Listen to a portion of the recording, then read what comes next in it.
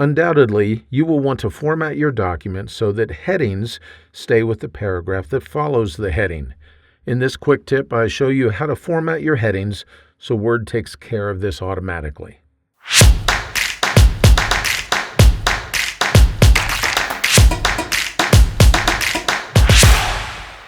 There are certain paragraphs that naturally belong with another paragraph.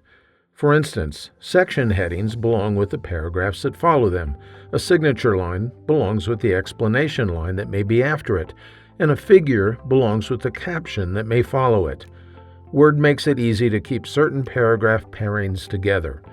To format paragraphs so that they stay together, all you have to do is go and find your heading. You can see that I have one right at the bottom of this page that should be on the next page with the paragraph that follows it, and click to put the insertion point within that heading. Now, on the Home tab of the ribbon, I'm going to click on this little icon at the bottom of the paragraph group. That displays the paragraph dialog box, and I want to display the Line and Page Breaks tab right here. The option that I want to select is the one that says Keep with Next. When I do that, that specifies that this paragraph should be kept with the following paragraph. If the paragraph that I'm working with has multiple lines in it, you may also want to say Keep Lines Together. That's just fine right there. Now when I click on OK, watch what happens to the heading. Word automatically puts it to the next page so that it stays with the paragraph that it's supposed to stay with. There is one caveat to keep in mind here.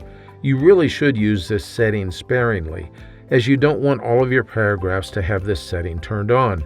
Plus, don't use it on paragraphs that contain a lot of lines.